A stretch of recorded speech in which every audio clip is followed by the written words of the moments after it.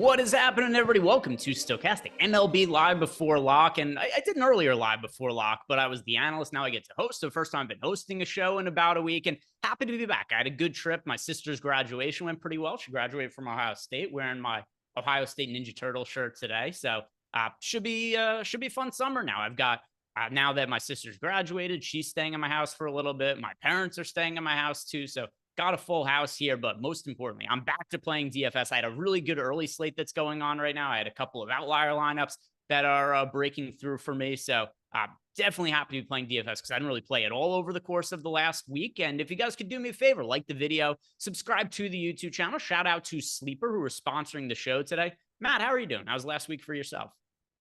Week's been good, man. Happy to be back on with you.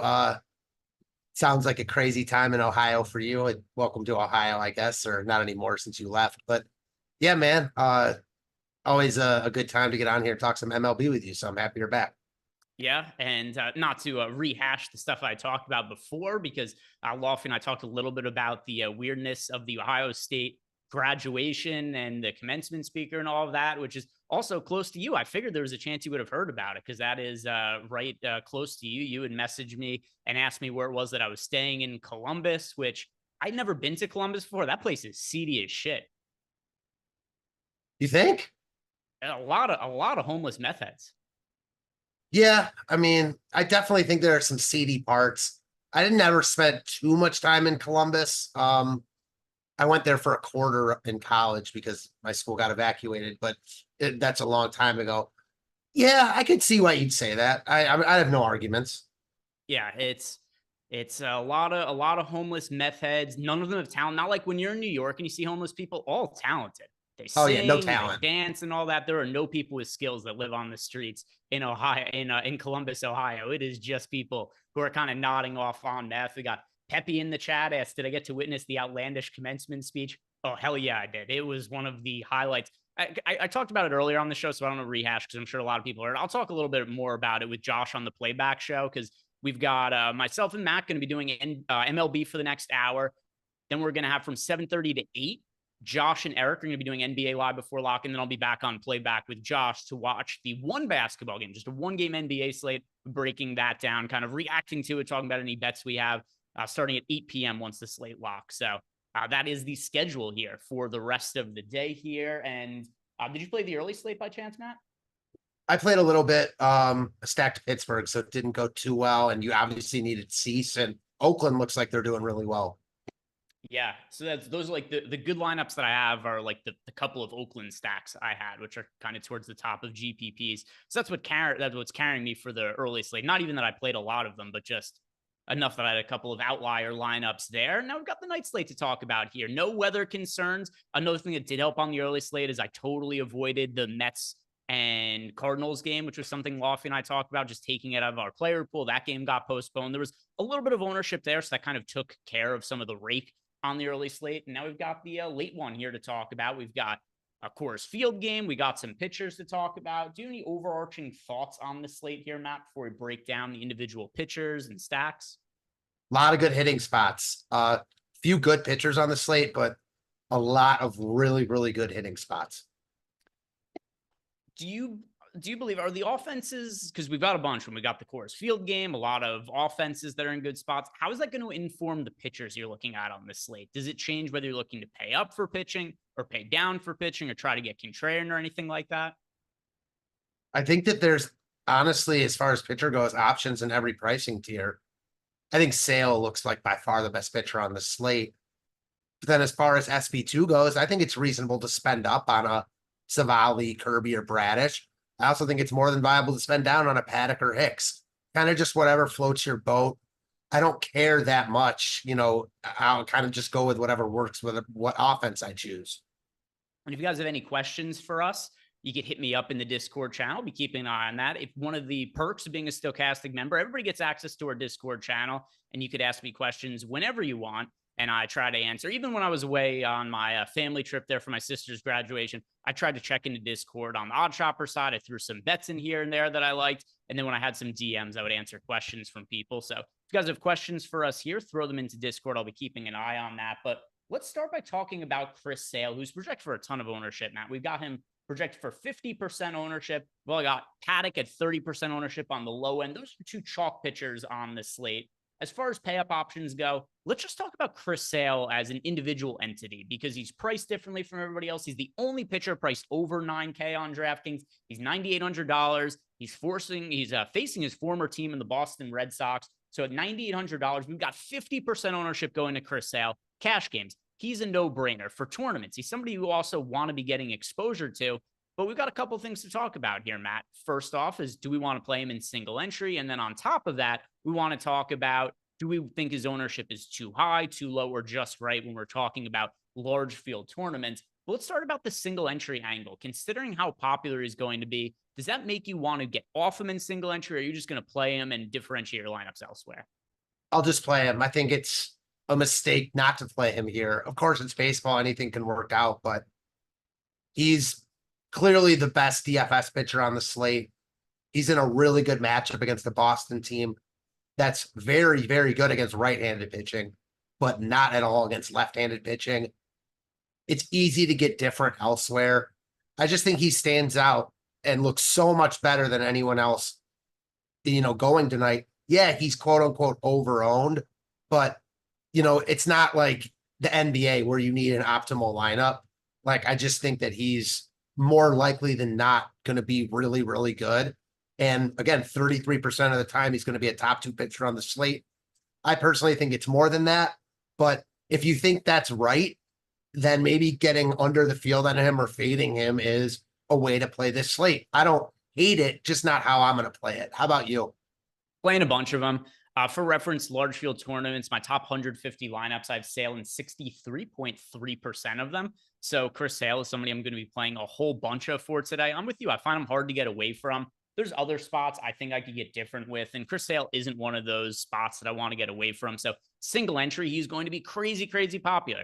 Still going to play him there. There was a part of me that considered, boy, do we want to just make a Red Sox stack, be the only one in tournaments that goes that route for single entry at least, and ultimately not the direction I'm going to be going. But Chris Sale is somebody who is pitched really, really well, like exceptionally well, better than I think any of us could have expected for the Atlanta Braves this year. And is he going to be healthy for the entire year? Probably not. He's had so many health issues over the course of his career, but at least as things stand a month into the season or whatever it is now, like 6 weeks into the season, Chris Sale at 35 years old has looked healthy. His velocity is up as well, which is something that you guys know I always like to use as a barometer for where his pitcher's health at or where they at in a potential degradation of their skill set. And Chris Sale, 95 mile per hour is his average fastball velocity. That is the highest since 2018 for Chris Sale. It's been 6 years since he's had this kind of velocity on average, which I think really speaks to the health, because you look at last year where he's able to throw 100 innings, but still had some health concerns. 2022,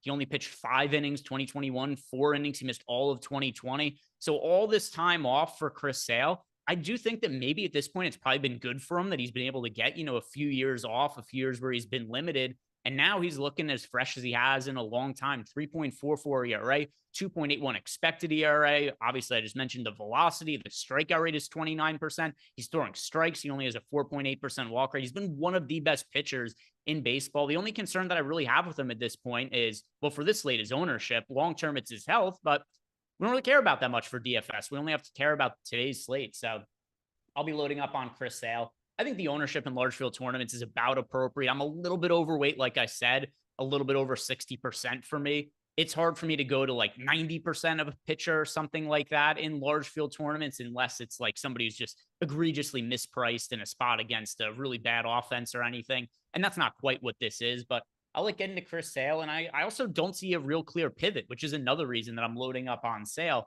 There's not a spot where I'm looking and be like, oh, you know what? I could pivot to this other guy who's comparably priced at his reasonable upside. So I'll be playing Chris Sale a pretty good amount. And I'm understanding that the ownership is just something that I'm going to be taking on. If you had to go to one other pay up option on the slate between George Kirby, Aaron Savali, Nick Pivetta, these guys are all priced right around 9K. Do you like any of these other guys to get to, maybe in a lineup that might not have a Chris Sale? Any of these other guys that stand out to you between Kirby, Savali, or Pivetta? No, I think that the question is whether you play one of those guys with Sale. I mean, you just went into it. We both did how much better than the field is. He's been really, really good this year, and there's still plenty of meat on the bone. Sale has a 3.44 ERA. His expected ERA is 2.81. So again, like as good as he's been, he can still be better. It's a great spot. I don't look at any of these guys as pivots. I look at them as the pitching options after Sale are pretty weak. So you could make the case for using any of those guys with him. And then we got a question in the YouTube chat, which I think is always relevant. Nick Osteros asked us any weather concerns. So the one game that does have a little bit of weather concern for today is that Arizona-Cincinnati game, but it's not enough for me to take it out of my player pool or anything like that. So we had the big weather concern in the early game between that Mets-Cardinals game that got canceled, but nothing I'm looking to take out of my player pool for today. But how about for yourself? No, definitely not. Weather looks good all over. Yeah, so that's something that let's keep an eye on the Arizona Cincinnati game. If something changes over the course of the next, hour or so, then maybe that could be something where we change our stance on. But for now, it's nothing that I'm altering in the Sims or anything like that. I'm not doing any ROI boosts or taking players out because of weather concerns. Just kind of letting it ride. And to what you had mentioned there between Kirby, Savali, and Pivetta, if I had to pick one of these guys, I'll go to George Kirby, who's looked absolutely terrific this year. And also we've seen a little bit more strikeout stuff from him this year, which has been something in the past, which it's actually kind of been confusing to me about George Kirby because his stuff is so ridiculously good when you watch him. You just figure, oh, this has to be a high strikeout guy. But then you go and look at the results, and he's never really been a high strikeout guy. We have seen an uptick in his strikeout rate this year. So if I had to pick one of these other guys, I would go to Kirby. But I'm currently underweight to Kirby and Savali. Pavetta's picking up almost no ownership, which makes sense. He's pitching on the road against the Atlanta Braves. So relative to ownership and price, I don't really like any of these guys either, Matt. Yeah, I mean, I think that the question is just whether you use one of them with Sale because it's difficult. Like there's expensive bats we want to roster, but I don't necessarily feel great about rostering a Chris Paddock or Jordan Hicks. Both guys projected to get love. Like both those guys are too cheap with strikeout upside. So I understand why they're getting love, but it doesn't feel good. Yeah, and I mean, George Kirby can make a case for Savali as well. Like these are guys I have in some lineups. I just have less in the field, so it's hard for me to come out and say like, "Hey, play these guys in place of Chris Sale," because I'm slightly overweight to Chris Sale, and then I'm underweight to these guys.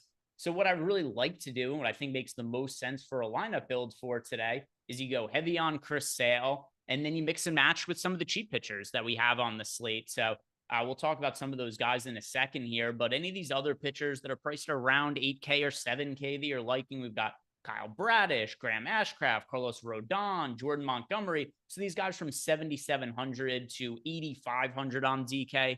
Do any of these guys catch your eye in any kind of way? Yeah, I like Kyle Bradish.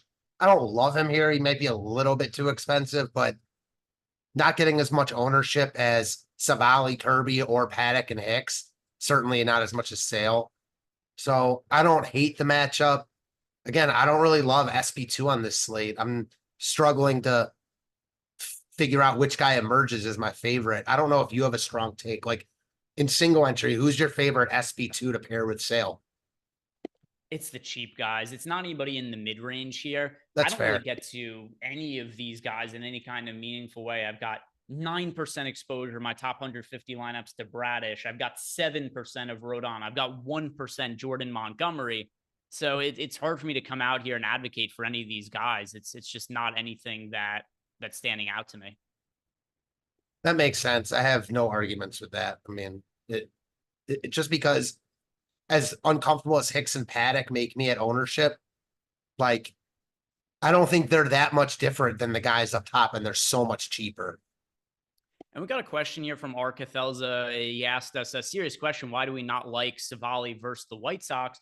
I mean, I have some lineups with Savali, but he's projected for 27% ownership, and I've got exposure to him in the team, so I'm well underweight to the field. Here's the main reason why. When you consider how popular Chris Sale is and the amount of exposure I'm getting to him, the fact that Matt is also advocating for Chris Sale, you can only be overweight to, so many spots at pitcher. And if Savali is going to be in close to a third of the field's lineups, and I've already got Chris Sale taking up more than half of my lineups, he's in, like I said before, 63.3% of them. I just don't have enough lineup spots to get to the amount of exposure the field is getting to Savali. So if Savali was like 15% owned, I'd like him, but it's just because of how popular he is. I'm underweight to him. Yeah, Savali's definitely overowned. I don't even think there's a question about that. Now, I don't hate it because, again, you have to roster an SP2 with Sale. And this is why Sale is going to be so high owned. It's because there are no really other attractive options. And like, yeah, I feel better about Savali getting me a floor of like 15 than I do Paddock and Hicks. But I think all their upsides are really similar. And you're hamstrung building lineups with Sale and Savali. It just is what it is. Yeah. So we'll talk about some of these cheap pitchers, and then we'll also talk through some of the pitchers over on FanDuel afterwards. And another thing, too, we just got the San Francisco Giants lineup. So I'll check to see what that is. They got a 2K player in there, too. Let's see. What is it? Lee, Estrada, Wade, Conforto, Chapman, Yastrzemski, Ramos, Sabo, and Ahmed. So it is a different than projected starting lineup. Most notably, Jorge Soler has been placed on the 10-day injured list. So that is something that's going to cause some of my lineups to change when we're done here. And then also, smaller slate here. If we don't go the full hour, I'm not going to force you guys to stay here for more information or anything like that. So any questions you have, you could throw them at us now, because I don't think we're going to need a full hour to go through this entire show. But let's talk about these cheap pitchers now, Matt, where we've got as options Jordan Hicks, Chris Paddock, Spencer Arrighetti, Chris Flexen, Peter Lambert. And there's a good amount of ownership going to the low end. It's not the Coors Field pitchers. Well, I should say it's not Peter Lambert at Coors Field. It is Jordan Hicks at Coors Field. Jordan Hicks project for 25% ownership. Chris Paddock project for 31% ownership. Then nobody's rostering Arrighetti. Nobody's rostering Flexen. Nobody's rostering Lambert. Totally understand why people aren't getting to those spots. Between Hicks and Paddock, who's your preferred punt option to be playing today? I think Hicks. I just think he's a better pitcher. Like, you could argue the spot's worse because it's in Coors. You could argue the spot's better because it's against the Rockies. Give me Hicks. Paddock's also getting a little more ownership for whatever it's worth. I wouldn't quibble with you if you said Paddock. I do think it's really close. If forced to choose, though, give me Hicks. How about you? I prefer Paddock, and the main reason is because he is not pitching at Coors Field, and Jordan Hicks is pitching at Coors Field. Also, there's a lot of red flags to me when it comes to Jordan Hicks. And by the way, when it comes to Hicks, I have about 20% of them, so a little bit underweight, but nothing really all that crazy. My most rostered pitching combination for tonight is Chris Sale as well as Chris Paddock. Good correlation, too, obviously, because they have the same name, Matt. That is something that obviously has to be benefiting your lineups in some kind of way. But in all seriousness, here's the actual issue that I have with Jordan Hicks. He's pitching at Coors Field. He is not generating strikeouts or swing and misses. That's a big concern for me in Colorado, where he's somebody who, yes, he has a 1.89 ERA. He has a 3.12 expected ERA. Those are all very, very good metrics. But he has still had some good luck. The strand rate is 76.4%. That's going to regress. The BABIP is 231. That is going to regress. The big thing for me, a 19.7% strikeout rate when you're pitching at Coors Field as a chalk pitcher. I really, really like getting to the Rockies as a leverage stack for today. And Jordan Hicks, he's my third most rostered pitcher on the slate, but still that has me underweight to the field on him. It's Sale 1, Paddock 2, Hicks 3. We got a chalk pitcher who doesn't generate strikeouts pitching at Coors Field. Yeah, I mean, I get that. Like, at the end of the day, though, like, Kyle Harrison has a huge fly ball rate, and he doesn't project well in Coors, and he just went 7 shutout innings against them because they're just bad. So doesn't mean they're going to be bad tonight. And I do like the Rockies also. And I really don't want to play a popular Hicks. I also don't really want to play a popular Paddock, but that's every SP2 on the slate. Like, the only reason I said Bradish is because I don't think he's any worse than any of the guys getting more ownership, and he's not getting as much. I mean, I don't even think a guy like Graham Ashcraft is out of play here. Yeah, the problem with Bradish compared to those other guys for me, and by the way, I do think that Bradish is certainly better. He's just a lot more expensive. Bradish is what, $1,600 more expensive than Jordan Hicks. He's $1,900 more expensive than Chris Paddock. That's really the sticking point for me, just that price tag that we have there. But yeah, I mean, 18% ownership going to Kyle Bradish. He's certainly a way you could differentiate some of those lineups. Einsteinium in chat asked us, do we like spaghetti, meaning Arrighetti? Is Arrighetti somebody that you would view as a potential pivot? I mean, keeping in mind here, he's projected for 3% ownership, whereas we got Hicks at 25% ownership, Paddock at 31%. What do you make of Arrighetti, who has had all kinds of weird performances so far? Yeah, I'm not really a fan. The Yankees are going to be popular, so there's some merit in like using him if you're not using the Yankees. But big time hitting weather there. We know the upside this Yankees lineup has. I think the only case for him is he's not getting the love that Paddock and Hicks are getting. And honestly, that might be enough. So there's a couple of issues with Arrighetti. Most notably, I don't think he's good. That's always going to be an issue. Arrighetti so far this year has an 8.27 ERA. The underlying stats are much better than that. He generates strikeouts. He also walks a ton of guys, but he's somebody who struggled a lot in his career in the minor leagues as well. So last year in AAA, Arrighetti had a 4.64 ERA and a 5.36 FIP. Last year in AA, Arrighetti had a 4.15 ERA. If you go back to the year before in 2022 in AA, he only pitched 21 innings that year, but a 3.43 ERA, 4.23 FIP. And then 2022 in A-ball, he had a 5.04 ERA, 3.53 FIP. So this is a guy who's generally struggled at the minor leagues. And the Astros pitching has just been so bad this year that they're like, hey, this guy has been able to generate strikeouts in the minor leagues. He has pretty good stuff. Let's call him up. And he's produced an 8.27 ERA to this point. And he's got a brutal matchup against the Yankees. There is an upside there you could argue for, because the Yankees are a team that could swing and miss a good amount. You've also got a high strikeout rate for Arrighetti, but I just don't think this is a guy who's going to be in the big leagues for very long. I think he's a career minor leaguer. I wouldn't be surprised if he gets hit around this is his final start with the Astros and they send him back down to AAA. He's in 2% of my top 150 lineup. So even at 3% ownership for the field, I'm going to be underweight to him. Yeah, I have no real interest in him either, outside of just that he's not chalky Hicks or Paddock, but that's it. All right, so let's go ahead and talk about the FanDuel side of pitchers here really quick. Although, actually, one final thing that I want to say here. For cash games, I think the combination should be Sale and Paddock. It's also my preferred combination for tournaments. It makes me a little bit nervous playing a Coors Field pitcher in cash games. So I'd say Paddock and Sale is the combination you want to go with for DK cash games. But let's talk about the FanDuel side of things, Matt, where Chris Sale is 10,500, still projected for 30% ownership. Is Chris Sale still your preferred pitching option on FanDuel, where he's maintaining all this ownership on a single pitcher site and is also 10,500? Yeah, I don't even think it's close. On one hand, I'd rather play FanDuel because you just don't have to decide on an SP2. On the other hand, with the way FanDuel plays out and, how you only have one pitcher, it does make roster construction difficult because he's so expensive. I just think he's by far the best option. So I'd eat the ownership and just play him. Do you see it the same?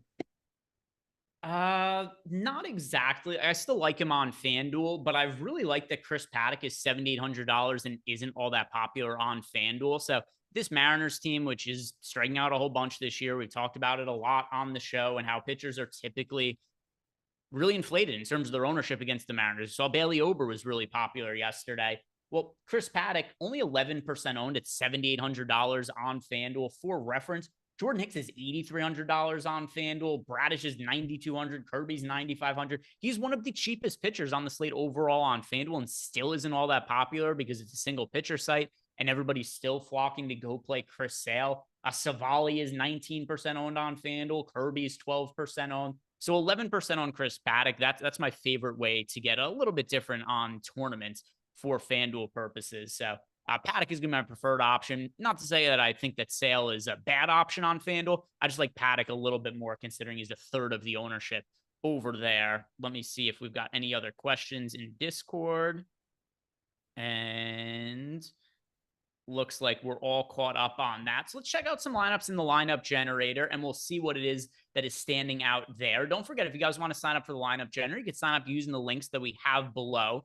Lineup generator is the most cost-effective tool that we have over at stokastic.com. Less than $15. It builds lineups for you. It includes our player projections. It includes our ownership projections. And if you do sign up for it, you also get access to our Discord channel, where where you could ask us questions whenever you want over the course of the day. We'll build some lineups in here for both DraftKings and FanDuel. Look at what the player exposures look like, as well as some of the stack exposures. So let's go all stack types here, Jordan. And let's go balance lineups. I was going to say maybe contrarian lineups because it's a smallish slate, but we could stick with balance lineups and don't lock anybody in. And then we'll see what it is that we're getting to here. See the different kinds of stacking options that we're getting and which teams stand out the most.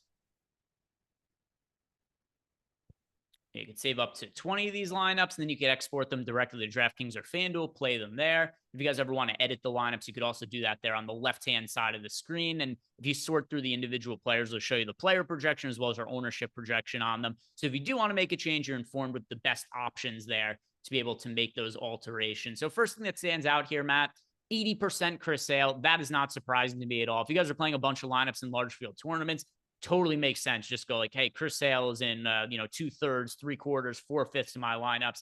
And you differentiate a little bit elsewhere. So Chris Sale there certainly makes sense that he's in 80% of our lineups. And then as a result, there's not any other pitchers that are showing up in, nearly that amount of lineups, but still Chris Paddock in 45% of lineups, which does go to show that it's a good pitching combination. Sale and Paddock showing up in a lot of the lineups there. Keep scrolling down, Jordan. I want to see what other pitchers we're getting to. I'm noticing a lot of Rays exposure as well. Where else? All right. Yeah. There's Savali is in some lineups, 23%. So Arcafels had asked us the question before about Aaron Savali. And this is kind of what's similar to my lineups as well. I've got around 20% of Savali, but when the field's expected to roster him in close to 30% of lineups, it doesn't mean I hate him. I just don't get as much exposure to him as the field has. And then same with Hicks and right around 20% of lineups. So those are the pitchers that we're going to be considering the most on this slate. Let's check the stack exposures, Jordan. Yeah, so for stacks, the Rays are showing up most predominantly, followed by the Giants at Coors Field. That always makes sense. The Orioles and the Yankees there as well. Matt, for yourself, if you're stacking one team today, which team would you be going to? The Giants. Ownership's pretty spread out. Giants, Yankees, Orioles, Rays getting the most. Astros. I think the Giants look like by far the best. So, yeah, they'll be owned, but they won't be crazy owned, and I think they should be. So give me the Giants here. Yeah, Giants, hard to disagree. They are projected to be the second most popular team on the slate behind the Tampa Bay Rays.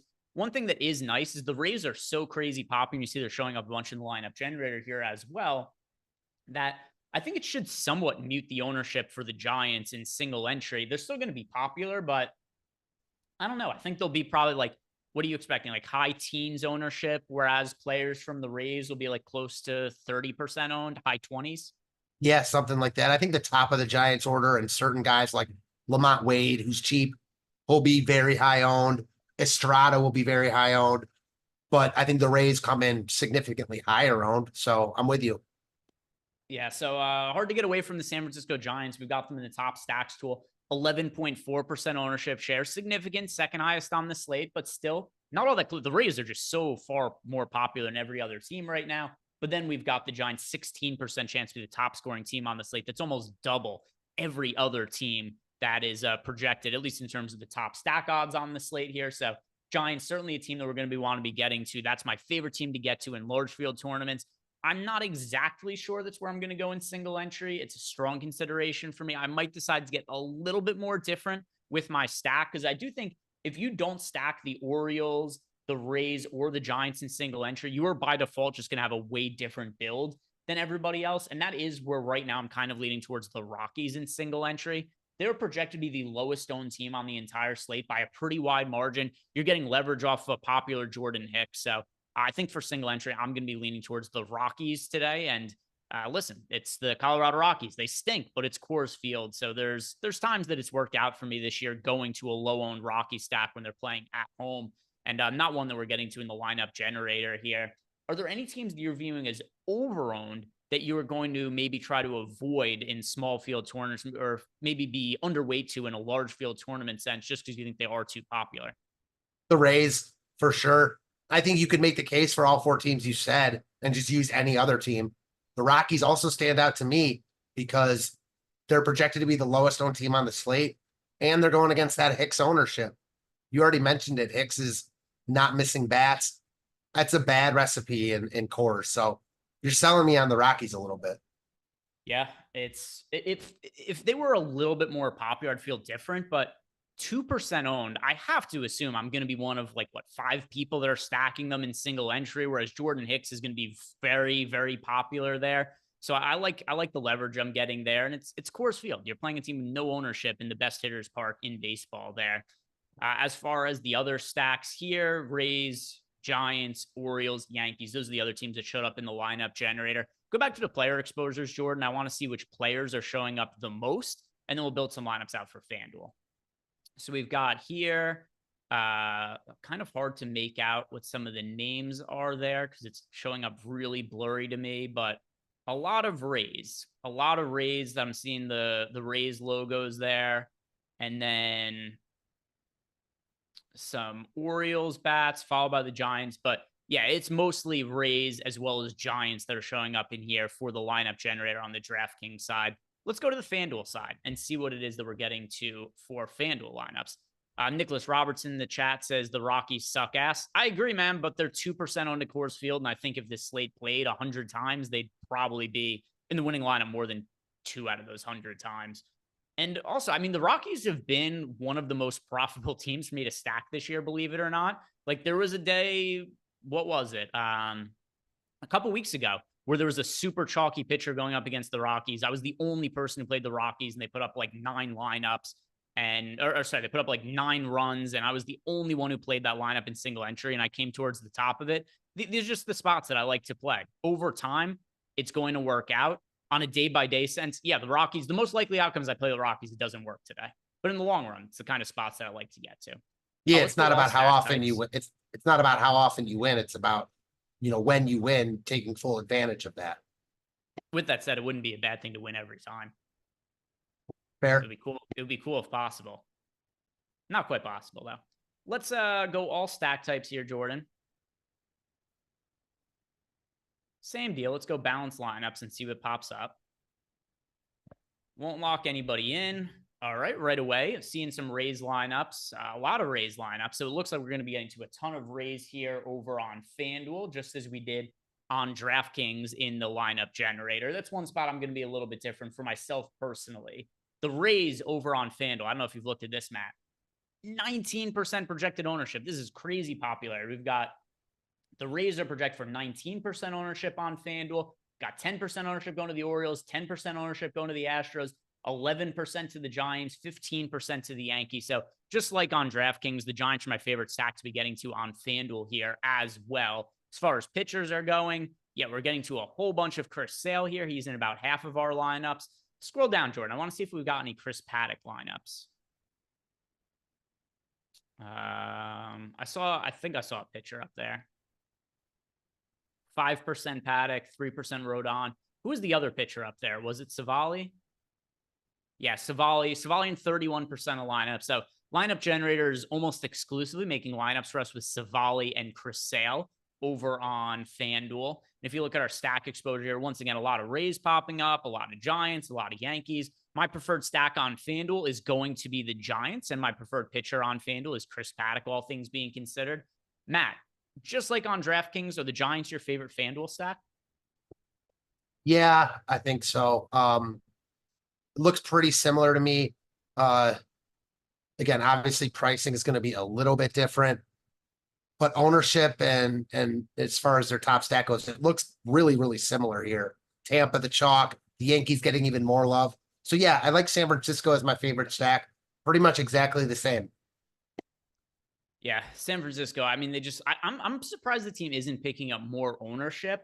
I know it's a team that pinch hits a whole lot, but it's Coors Field. They've got a good matchup against Peter Lambert. Do you think it's just the pinch hit risk that's getting people off of the Giants, or do you think it's something else at play? They don't even pinch hit anymore now that Gabe Kapler's gone. Like they do certainly sometimes, like all other teams, but they're not like risky like they were last year. So I hope that's the reason. I just think it's that they're a little bit expensive for like who they are and how they've been. So like, yeah, they're in Coors, but people really don't want to play a $5,100 Matt Chapman, same with Conforto. So that's why I think you'll see like Wade at 4K hitting third be popular. Yastrzemski hitting 6th. He'll be popular. I think him and Wade were the 2 most popular Giants yesterday, along with Estrada. I expect similar, ownership here, where a few guys get a lot of it, but then the others don't at all.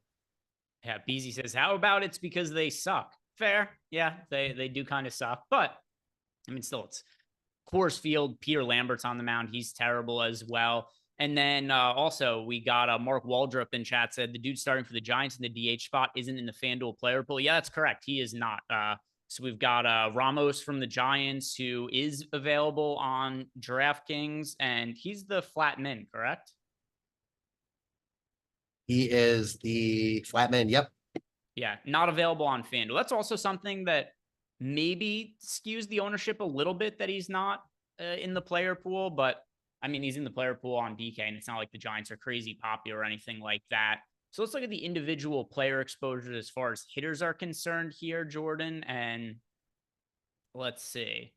We've got, it's a little bit easier for me to see now.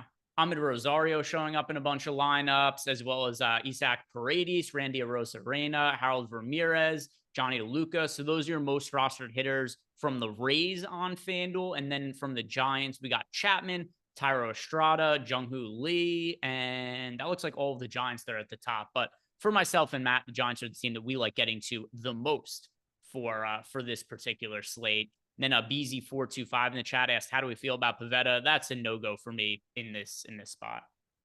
I like the Braves a lot. Like, they're hard to get to, but definitely on the Braves much more than Pivetta. So let's go and talk about some of the other stacks that we haven't hit on before finishing. And don't forget, if you guys have any questions for us before we finish up here, throw them into Discord and we could answer some of them. We did get a question here from Einsteinium. Nope, never mind. That's the same one from before. Braden, a.k.a. Russell, wants to know, best Giants to play, but you could only play 3 to 4 batters. All right, let me check my Giants exposures. Well, actually, I'm going to have to rerun this because of the change or the different starting lineup versus what we had projected. But Matt, if you had to pick a few Giants to roster, pick 3 of them to include in the stack, which 3 Giants would you say are most important to your Giants stacks today? For me, it's definitely going to be Ramos, 2K in a stack I like. He's been hitting well in the minors so far, jumps right into chorus. So give me Ramos. Give me, I guess, Wade because of the price. And you don't even have Flores in there to like murky up the first base situation. And Lee. I think the big game is coming for Jung-Hoo Lee. He has been crushing the ball. The results just haven't been there. So this is a great ballpark for him. So Lee, Ramos, and Wade. Here's the main, well, so there's 2 reasons that Helio Ramos is the main answer. First off, he's the flat min on DraftKings. The other part of this too, outfield eligibility. You can play him in 3 different spots. That's another reason too to end up liking him in this spot. He has had other appearances in the big leagues and they've gone poorly for him. He does have 31 career WRC plus, but his minor league results have been good this year. A ton of power as well. 30 games, he's hit 8 homers, a 133 WRC plus. Most importantly, though, the flat min 2K. So he's going to show up in a lot of lineups for me in Giant stacks. Let me think about some of the other players from the Giants that I think will most predominantly show up in stacks. Probably Tyro Estrada because he's cheap with second base eligibility. That's something that's always a nice spot to be able to fill, is that second base spot. So I'll go Ramos. I'll go Estrada. And then probably Michael Conforto as well, because he's somebody who I don't have as much concern about potentially getting pinch hit for. And then also I think that all things being considered, he's one of the more proven bats in the Giants lineup as well. So for me, Estrada, Conforto, as well as Ramos as my priority Giants to be playing here in stacks. Now, let's go ahead and look at some of the other stacks for the slate, Matt. Are there any offenses that we have not yet talked about that are going to be important for you to want to be stacking? The one that stands out that I'm personally not prioritizing, but maybe I should be, is Arizona. They have not been great against, they haven't been good against right-handed pitching this year, but they're popping in the top stack tool. 9.8% chance to be in that top stack, 7% ownership. So Arizona, like, they look like, we talked about Colorado. Arizona looks like an easier place to get contrarian obviously with higher upside, but you don't have the benefit of the opposing pitcher ownership. So that's why I also really understand Colorado, but Arizona would probably be that one team. How about you? Yeah, I love getting overweight to Arizona. Like getting overweight to Colorado as well. Talked about them before. I mean, Colorado's so easy to get overweight to because their ownership has come down even in our latest ownership projection. We got them now at 1% projected ownership, the Colorado Rockies. So if you played 100 lineups and 2 of them were Rocky stacks, you're overweight to the field. That's how easy it is to be overweight to them. As far as offenses that don't suck that you might want to be overweight to, the Diamondback, although, I mean, you could probably say the Diamondbacks suck on offense this year.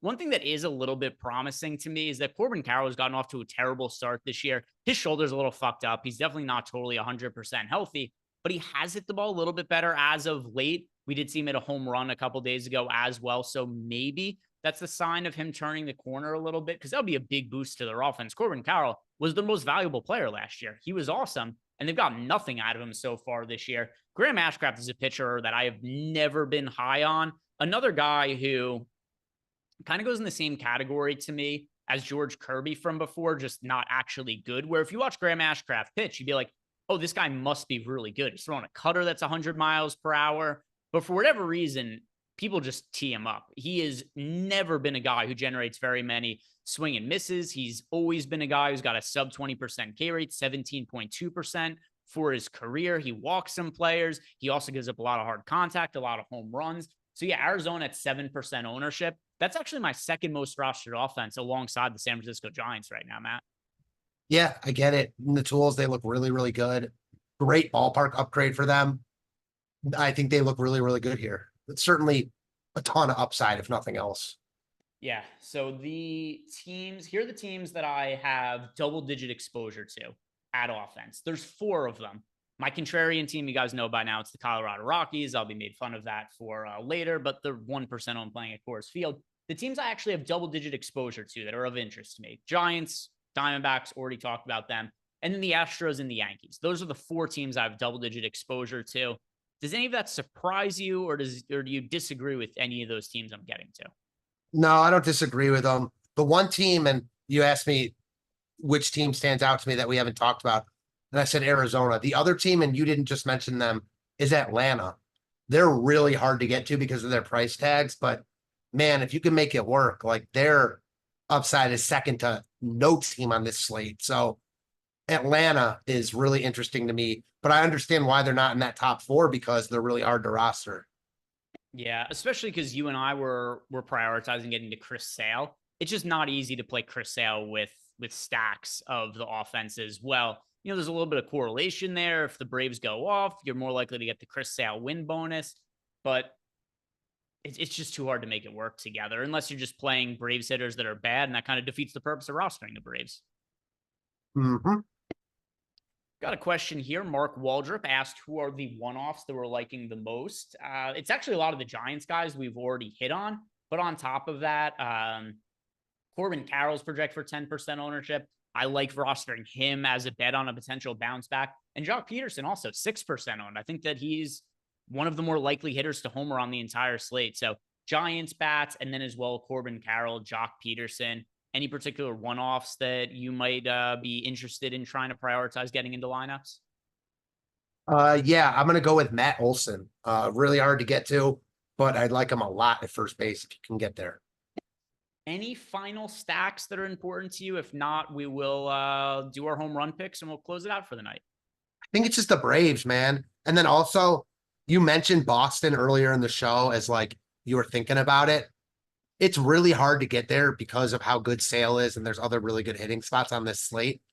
The only thing I'll say is, we're talking about all this other pitcher ownership.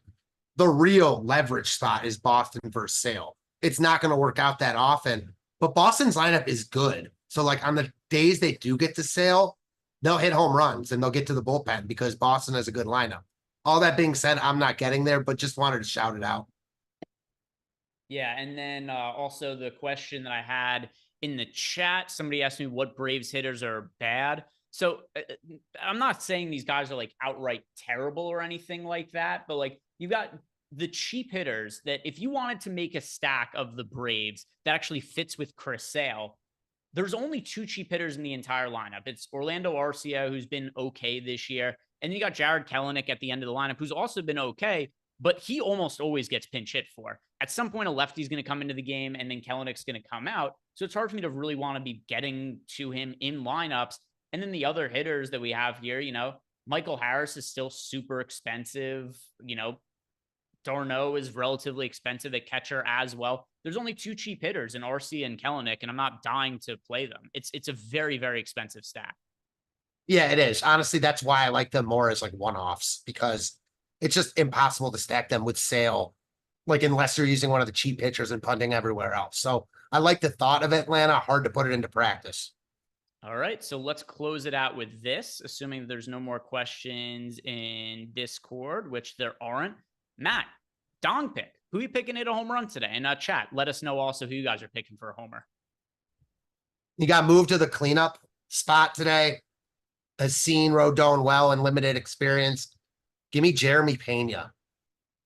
All right, I am going to be going with the aforementioned Jock Peterson. Talked about him a little bit before as a one-off that I'm liking a good amount. You got a pitcher here in Graham Ashcraft too. He's a 15.6% home run to fly ball rate this year, 16.7% last year. It's 15.1% overall for his career. So I do think this is a guy who's very prone to giving up. Well, I don't think it. I know it. We just know it by looking at the data. It's a guy who gives up a lot of home runs, and Jock Peterson is somebody with a lot of power in his bat. So that's my home run pick, Jock Peterson. We've got some home run picks from chat. David Wayne going with Ryan Mountcastle, KD and Kyrie. Oh, do you think it's the real YouTube handle? You think that's Kevin Durant and Kyrie Irving? I'm surprised that they share a YouTube handle together. Me too. I know they were former teammates, but you would think that you have their own, computers could set it up themselves. KD seems to be, pretty sharp with social media, but KD and Kyrie is going with Yordan Alvarez and Gunnar Henderson as his home run picks.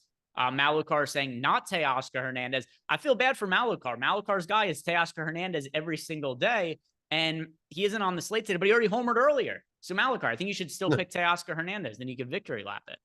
Logan Grew saying Ellie De La Cruz. Ellie's been on a tear this year. Arcathelza is back, going with Alex Bregman. Michael Harmon going with Randy Arozarena. Aaron Hines, Cal Rayleigh. Flex is saying, who's Big Dumper? Cal Raleigh. Cal Riley is Big Dumper. I don't know how I missed that somehow. That's a great nickname, though. Yordan Alvarez should be Big Dumper as well. You ever seen that guy play in real life? Huge fucking ass on Yordan Alvarez. They should call him Super Big Dumper. Kyle Lowry as well. Yeah. Will the Bills got Kyle Tucker and Matt Olson, Casey Leatherwood, Spencer Steer, Powerbooks going with Colton Cowser. Cowser was on a crazy tear to open up the season. I haven't heard his name really much as of late. He's not been good lately. Which is to be expected. He wasn't going to continue that kind of tear. The rookies in the National League, so much better than the rookies in the American League this year. Let's see. Doug Dubs has got Ozuna, misspelled to say Azuma. That's kind of a cool name, though. Marcel Ozuma. And then Nicholas Robertson has got Anthony Rizzo. Malukar's gone with Giancarlo Stanton instead. And then Caleb has got Ketel Marte there. So that is going to do it for us today, guys. Thank you very much for watching. Shout out to Sleeper sponsoring the show. If you guys haven't checked out Sleeper, sign up using the link we have below. You do get a deposit bonus of up to $500. They've got MLB and NBA free squares for people who are signing up for the first time. So you double dip, get a couple of free squares to get some free action on. Easy overs when you got stuff like, over 0.5 points for star players and things along those lines. So check out Sleeper if you guys haven't already. Other than that, thank you guys very much for watching. An hour from now, we're going to have NBA Live Before Lock. Only going to be a 30-minute show because it's just the one-game slate. But then afterwards, I'll be in playback with Josh, and we'll be sweating the game out and watching it to see what happens. So see you guys then. Have a great night. Good luck. See you later. Peace out.